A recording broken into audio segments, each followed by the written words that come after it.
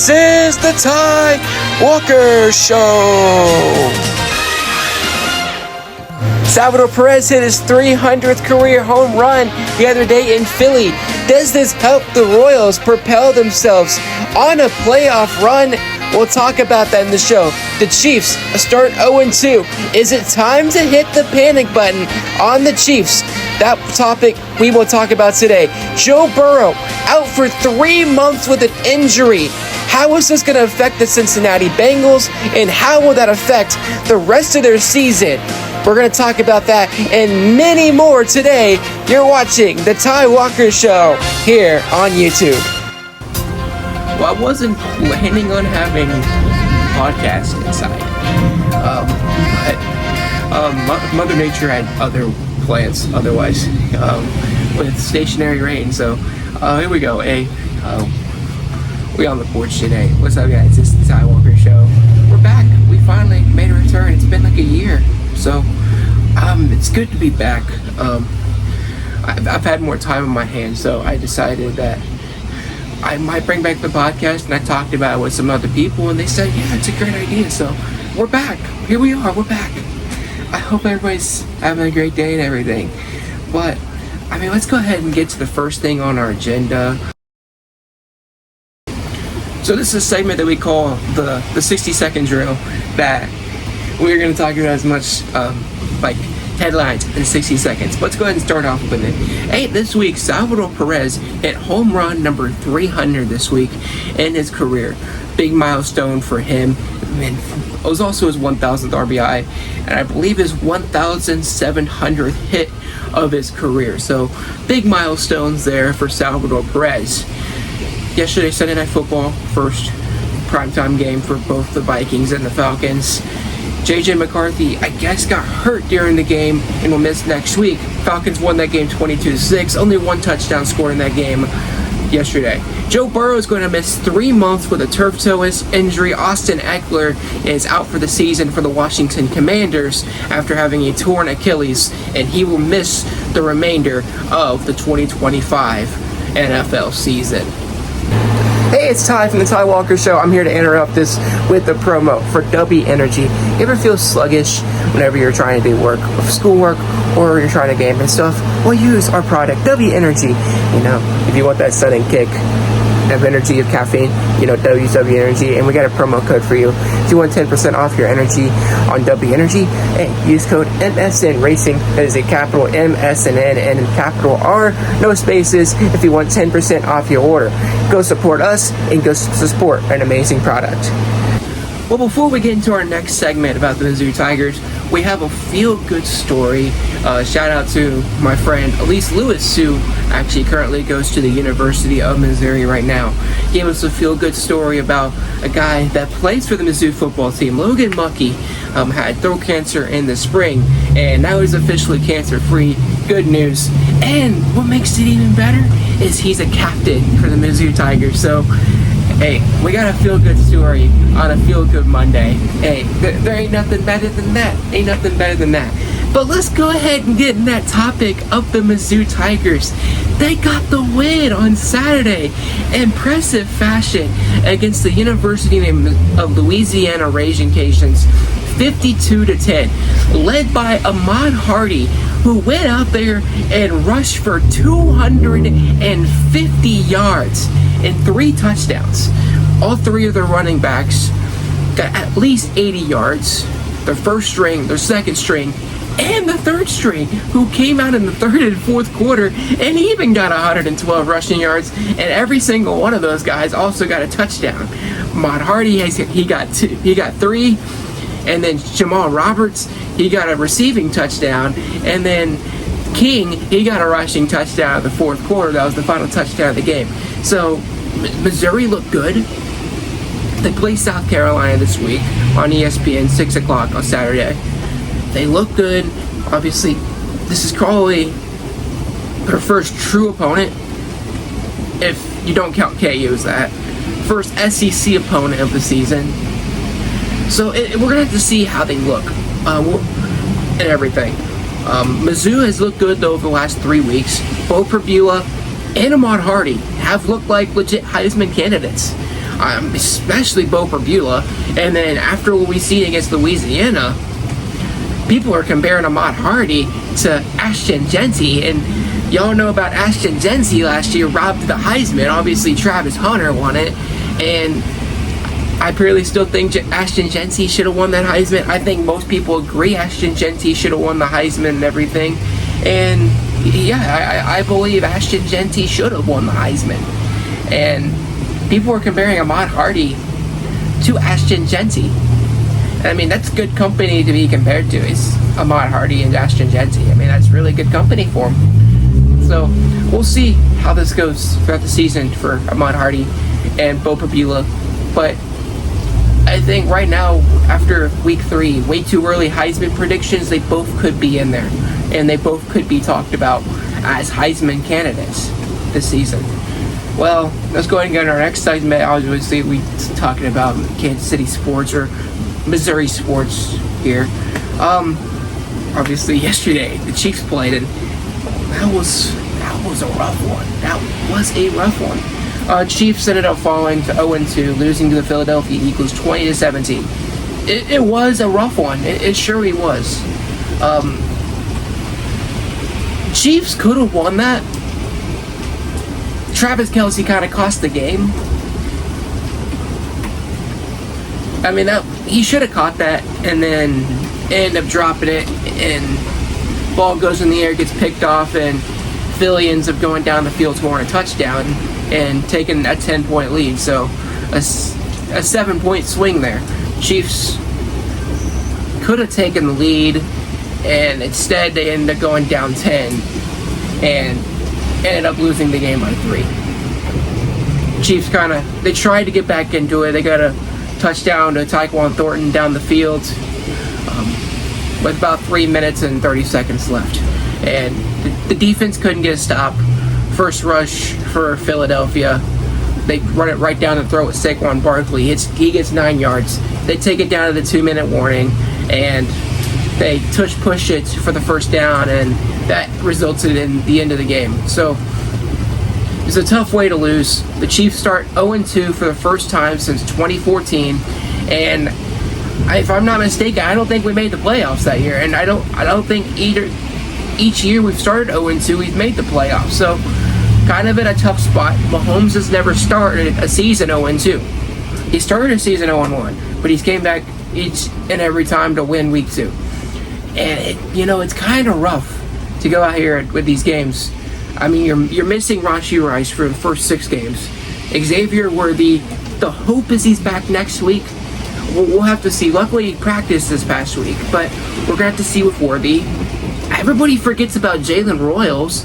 He's been out the last 2 weeks with something in his knee. And then Hollywood got banged up. Luckily, he was able to come back in the game, but he did get banged up.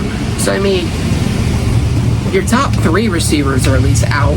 One of them got banged up, luckily returned. Like, who's your wide receiver 1? I mean, Hollywood Brown? I mean, let's be honest. Do we really trust Hollywood Brown? I mean, do we? Wide receiver 2, Juju Smith-Schuster right now? Do we really trust Juju Smith-Schuster? Who's your wide receiver 3? Tyquan Thornton? I mean, I only know who that is because I watched college football with Baylor. And I know he went to New England last year, but most people don't know who Tyquan Thornton is. Who even is our wide receiver 4 now? Like, genuinely, that's the situation that this team is in right now. Like, with Rashee Rice and Worthy being out. Now, the hopefully Worthy's back next week against the Giants. Now, it'll probably be in limited fashion. But even if it's limited fashion, having Worthy back in this offense would be great. Even in limited fashion. But it's just been rough. It's been a rough stretch for this Chiefs team. 0-2 to start the year. They got the Giants this next week on Sunday Night Football at MetLife. And the Giants looked good last night against the Cowboys with Russell Wilson. So it's going to be interesting to see how that fares out. I mean, I wouldn't be surprised if we started 0-3. And if we start 0-3, I think that's the time where we're pressing the panic button, And I don't think that's where we want to start out. 0-3, and I don't want to be pressing the panic button this early. Heck, I think people are already pressing the panic button after week 2, and honestly, I don't blame them. The offenses look horrible. I mean, Patrick Mahomes is basically the only person really good on this offense. We have no running game. Pacheco and Hunt have been able to do nothing in the running game. We have no receiving core. Our top 2 receivers were either suspended or hurt, as well as our wide receiver 4, the rookie Jalen Royals. He's also hurt still, too. I mean, we're relying on 2 old receivers, and then Tyquan Thornton, who most people have never heard of. I mean, that's who we're relying on. And then Travis Kelce, which, honestly, he's been on a decline too. I mean, that's what we're having to rely on, this Chiefs team. So, if you're hitting the panic button, I don't blame you. I don't blame you. Well, we got one more topic we're going to get to, and that's the Kansas City Royals. You know, about this Royals team, man. They had some real potential, you know, a week or 2 ago. They were 1 game out of the wild card spot, and then they've just taken a nosedive for the worst. Now, tomorrow night, start a series with Seattle. That could be a big pivotal series, especially with Seattle holding the current last wild card spot right now. But 6.5 games out, you're gonna need a Hail Mary to try to get in. I mean, it's gonna be rough. And I know a lot of people have already written off this team, and I remember doing a live stream on TikTok. We're talking about this Royals team when we were 1 game out, and somebody brought up our remaining schedule, and I seen that, and I was like, this is a rough stretch. And I seen that, and I was like, I really truly don't think we make the playoffs. I mean, Philly, Sacramento. I mean, people think, oh, Sacramento's not good. I mean, they could surprise you. Same with the Angels. They surprised us at Kauffman Stadium. The Mariners, really good team. So, I mean, the Blue Jays, I mean, they currently lead their division. I mean, you look at our remaining schedule. I mean, that's a tough remaining schedule. And when we talked about that, I was like, you know, I don't think we're making the playoffs. Like, that's not a easy stretch. And the way we've done against 500 or better teams is not good. We truly haven't. Like, I seen the Philly series, I was like, we're probably going to lose that one. And we did. We only took 1 out of 3. When we should have taken 2 out of 3. That's what we needed to do. But we didn't. And Seattle, that's going to be a rough series coming up the next 3 days. Tuesday, Wednesday, and Thursday. That's going to be a rough series. Toronto, which is immediately after, that's going to be a tough series. Yeah, we did take 2 out of 3 from them in Toronto, but still, that's going to be a tough series. Oakland, I mean, I believe earlier this year they took 2 out of 3 from us. So did the Angels. They took 2 out of 3 from us earlier this year. So, I mean, those are not all easy series. If you're going to make the playoffs, you can't be taking 1 out of 3 each series. You got to take 2 out of 3, or you got to go for these sweeps. And the Royals are not doing that. They've fallen off a cliff in this final stretch of the season, and that's not what playoff teams do. Like, 6.5 games out. If this is like a legitimate, really good team, I can say, hey, it's not over. But with how this team has been playing, I legitimately think this might be over. It might be time to just write our dues and just say, we'll see you guys next year. I mean, that's what I've been feeling about this team. I mean, the offense has been playing horrible. I mean, and when we get a lead, it's not much of a lead either. I mean, it's 1 or 2 runs. And, I mean, you can't expect your pitchers to go out there every day and say, well, we're only going to give you 2 runs. It's not going to be long before the other team's going to start scoring. And that's the problem. The Royals have scored most of the season 1, 2, 3 runs. And, you know, in a final stretch like that, when other people are fighting for playoff teams too, or fighting for their divisions like Philly, or now Seattle, or Toronto coming up, you know, they're going to be fighting more as well. And, you know, 1, 2, 3 runs every game is not going to be sustainable. And yeah, it's going to win you some games. It's not going to win you every game. And it's shown in the final stretch. It has not won the Royals team many runs. I mean, there's going to be some big changes, I feel like, next year. I mean, people have been talking about hitting coach. I really hope so. We get rid of the hitting coach. I really hope we can get some outfielders, because that's a really big need. Like, you look at this team, who's our best outfielder? Mike Yastrzemski, and he's batting .230. And then, who's your best outfielder after that? Kyle Isbell. I mean, good defensive outfielder. I mean, yeah, obviously this year took a big offensive step up, but I still don't trust Kyle Isbell. And then, who's next? Adam Frazier, probably gonna be gone next year. And then Jack Caglianone. I mean, no offense to Jack Caglianone, he's a rookie, but he's batting .150, though he's been very unlucky. So, I mean, there's definitely going to need more help, and especially in the outfield spot, in my opinion. But, you know, you guys put your guys' opinions. We're 6.5 games out. I mean, is it season over? You guys tell me in the comments. I think so. But you guys put your opinions. But, hey, that's going to do it for the first episode of the Cy Walker Show this season, or this year.